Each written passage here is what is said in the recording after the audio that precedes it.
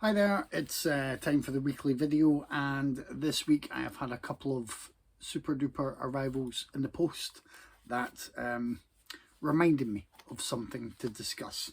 First of all, a lot of horror fans may have picked up the latest edition of the Texas Chainsaw Massacre. Multiple discs in there, lots of bonus features, a really nicely put together book of essays on the film. I understand if you get frustrated that I mention special features and discs when I'm discussing Blu-rays, but don't delve into full detail.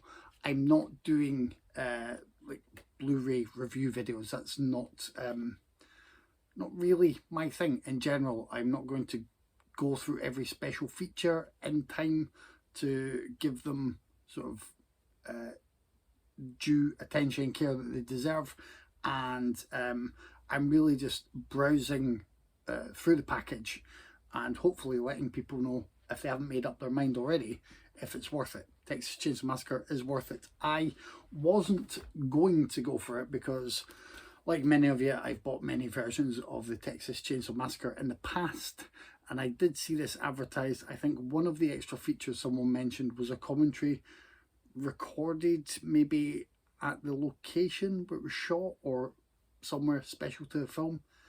And I remember reading that and thinking, I don't care.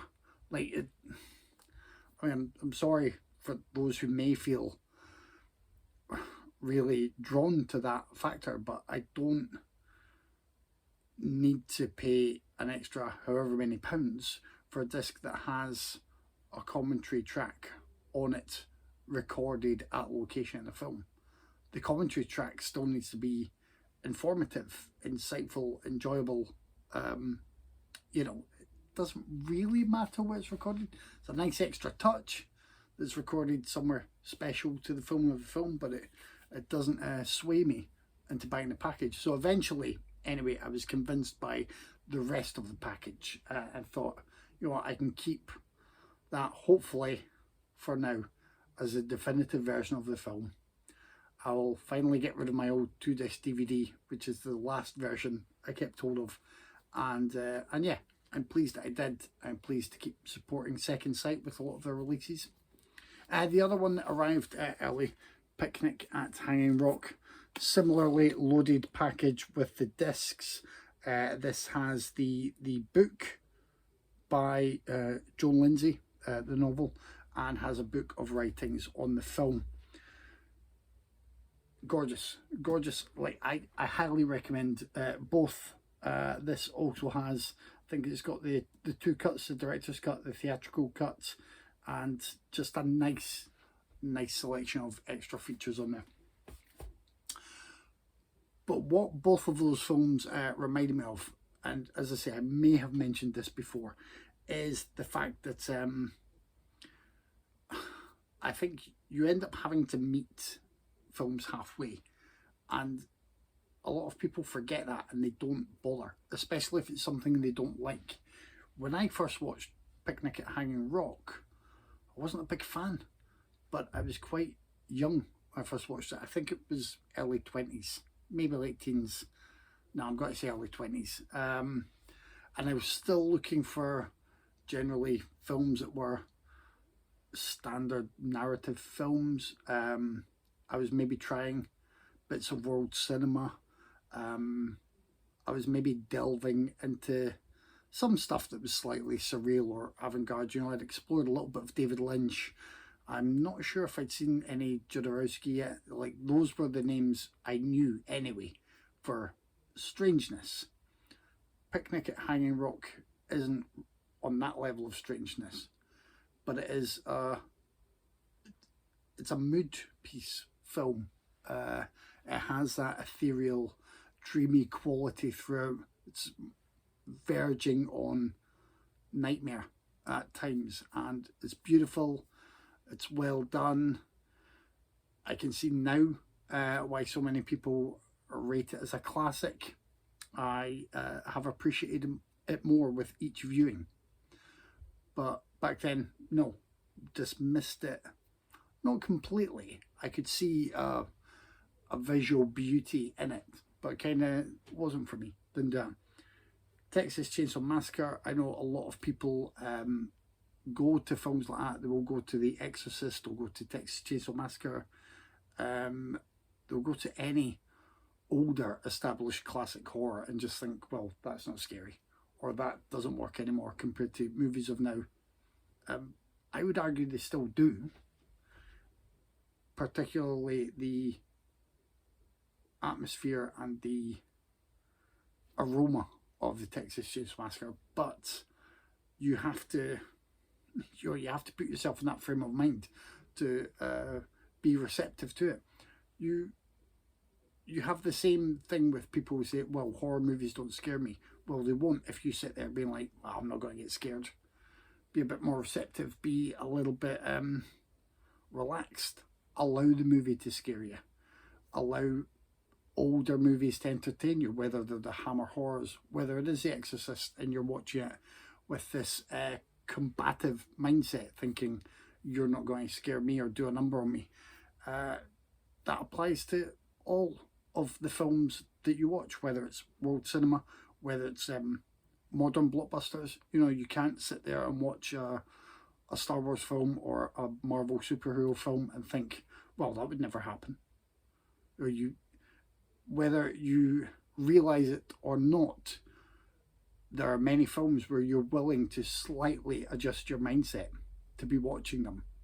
And it's just that other films you might not usually watch, if you want to give them a try, you're not putting the work in to adjust sort of sideways to meet it halfway. You may just not like those films, and obviously that's absolutely fine. Everyone has different tastes. But there are films that you may be watching with a certain resistance, almost antagonistically, like, you know, daring this film to impress upon you the way it's impressed upon other people. And that won't always work, because you're ready to pick flaws, you're ready to critique the older practical effects, maybe the pacing, maybe the style of acting, or the visuals. You know, all of these things are different throughout the ages and through the various territories of cinema. So I hope that this is just a reminder, you know, to always be willing to try different styles and ages of cinema. And, you know, you may find yourself occasionally being impressed with a little gem that you otherwise wouldn't have watched. Which reminds me, 2 seconds, I made a mistake last week. I thought this was a Bela Lugosi set. I believe Lugosi is just in one film, and one of the films in the set has Rondo Hatton, famously the basis for the Rondo Awards, and the other films, they just have various stars. It tends to be, I think, a creepy, creaky horror set. So I just wanted to correct my mistake from there, and still recommend this for people who would like those kind of old horror movies and enjoy the stars that are featured. That is it, I think, for this week though. I still haven't sent the prize out from the competition. I do apologise. That should be tomorrow or the day after. I'll getting that posted off to the winner. Yeah, just, you know, well done to you if you picked up either Texas Chainsaw Massacre or Picnic at Hanging Rock. I think they are beautiful packages, and they just really reminded me, particularly of my time watching Picnic at Hanging Rock, where I'm not going to say I didn't get it, but I certainly didn't. I didn't give myself the best chance at just sitting back and appreciating it for what it was, because I wanted something else, and Picnic at Hanging Rock wasn't the something else I wanted or expected. But it's a gorgeous, dreamy classic of a film, as I'm sure many people know. So I just, you know, I hope that other people try to avoid those mistakes sometimes, and And if you've ever gone back to a film that you dismissed beforehand, let us know what that was and what you appreciated when you came back to it. It's always good to hear those tales of kind of rediscovered favourites that you'd let go past you the first time. That's it. I don't know what will be appearing next week. Hopefully on the podcast. We are looking forward to the return of Craig. He has brought the cheery film that is Scum, so we'll be watching that. And Tyler has gone for a film called Bliss. I think it's a German film from a couple of years ago, which has a poster featuring two females getting close with one another on there, so that's obviously an ideal Tyler choice. Yeah. Until then, I'll see you next week. Bye.